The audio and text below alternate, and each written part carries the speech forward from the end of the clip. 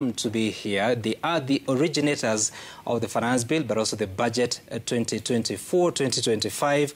We invited the chairperson of the budget committee, Dean Dinyoro, was not available tonight. The vice chair also was not available.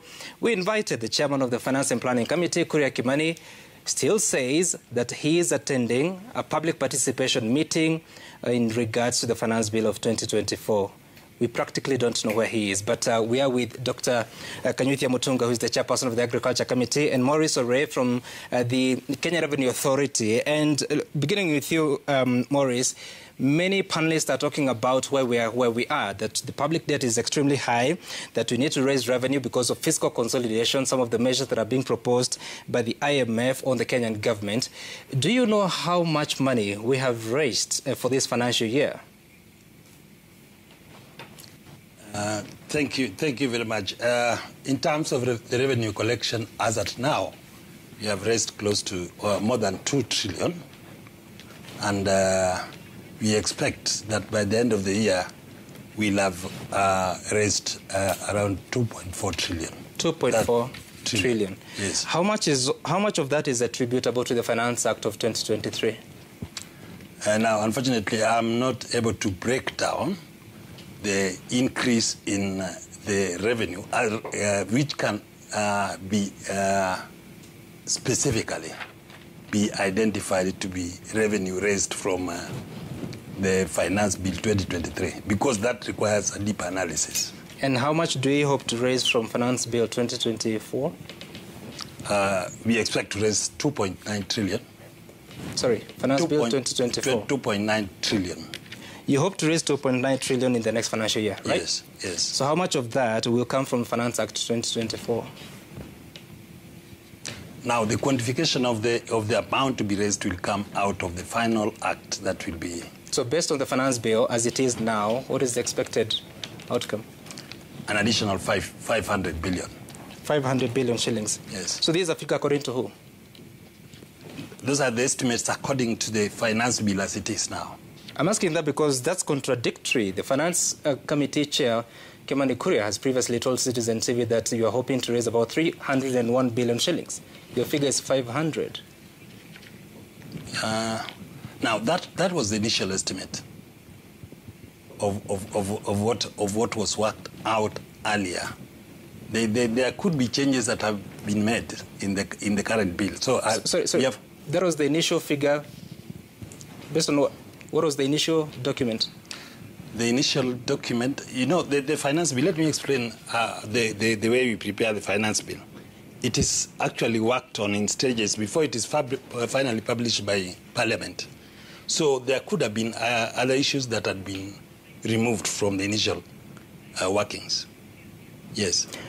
Now, according to the figures by Kenya Revenue Authority, up until March this year, you had raised 1.729 trillion shillings, which was 87% of the target that you had. Now you're saying it's 2.4? About 2.1 trillion. 2.1 trillion up to the end of... You said 2.4, Maurice. No, that will be the final at the end of June. So 2.1. So between March and now, you've raised about 300 billion shillings? Now, probably you're not communicating. I'm saying by the end of the year, that will be end of June, we should have raised 2.4 trillion. I'm asking? Yes. As of March this year, yes, the figures from KRA show 1.79 trillion. Yes.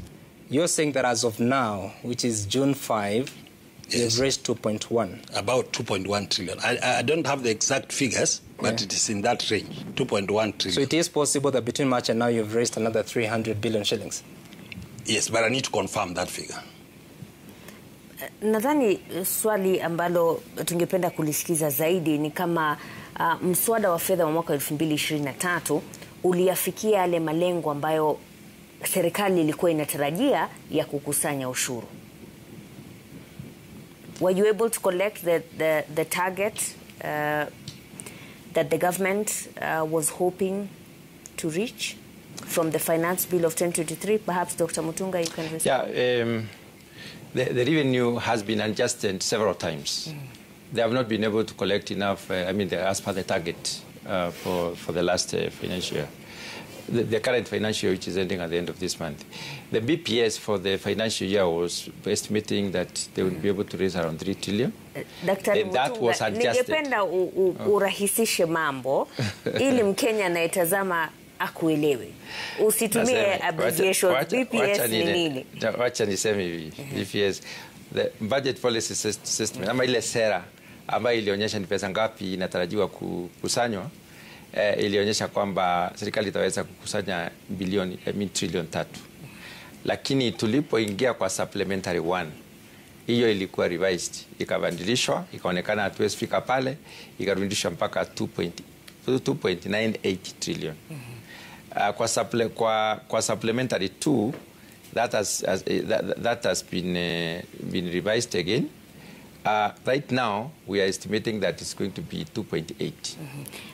And then that is a reduction by around 160. That is for the coming financial year or the current? No, this financial year. The current financial year. Yes. The coming financial year, we have estimates in the budget.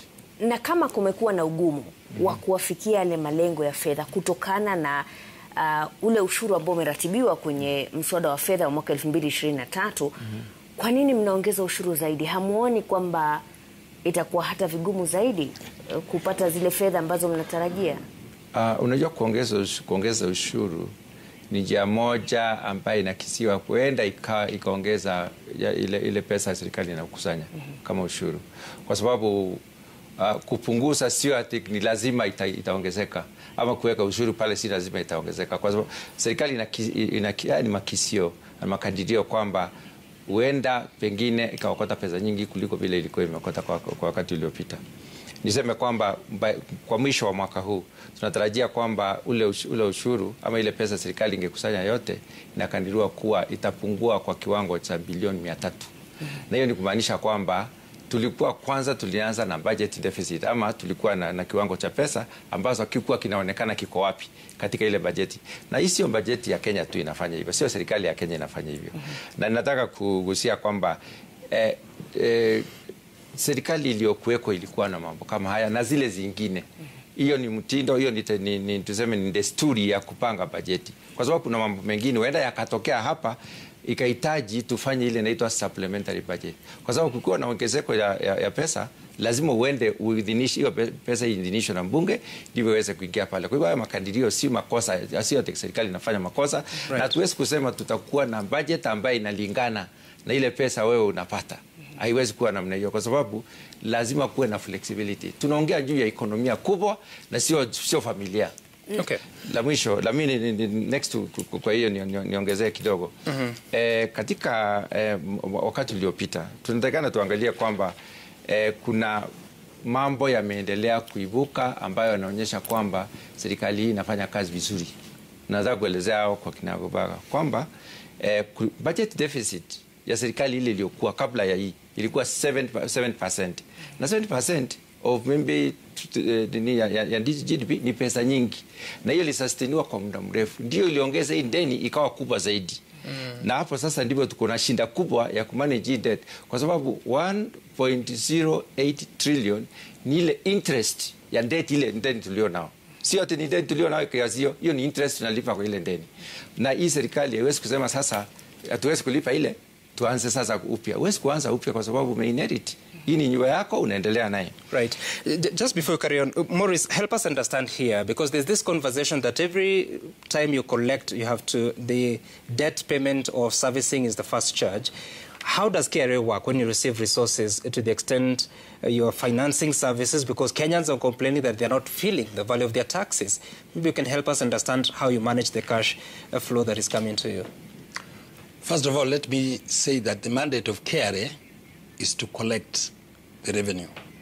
How the revenue is utilized is beyond KRA. The National Treasury is the one that allocates and prioritizes how the money is spent. So I may not be very Maurice, competent. you worked at the National Treasury, right? I work at the National Treasury in developing the tax policies, not the expenditure. So you have no idea how resources collected go ahead to be paid for servicing debt or paying for services? It is beyond my mandate. I can't say that I can also develop the policies on the expenditure side. That one, no. Nataka kurejesha kwa hili swali kuhusiana na malengo ya serikali ya kukusanya ushuru wa kiasi fulani.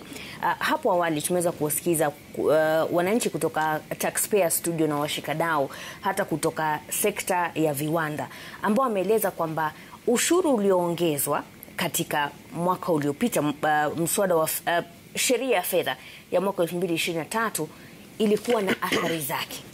Sasa kama ule ushuru mnaokusanya unapungua, inasaidia vipi kuwa na sera ambayo inaongeza ushuru kwa yule ambaye anastahili kukupatia hizo fedha, kisha anashindwa kufikia kile kiwango ambacho unahitaji? Kwa nini muunde sera ambayo inawaumiza zaidi? Thank you very much. And you remember when we started this debate, I explained the reason why developing countries like Kenya in particular are not able to meet their revenue targets. One of them is the issue of tax base. How then do we deal with the problem of tax base in terms of meeting the revenue target? When we, for example, formulated the Finance Bill or Finance Act 2023, we have seen that we are not able to meet the target. We go back to the drawing board and analyze what we were trying to address. And if it doesn't meet the target as proposed, then we need to do amendments. Okay. And yes, and that is... All right. Let's go back to the drawing board, and that is at the Taxpayers Studio, where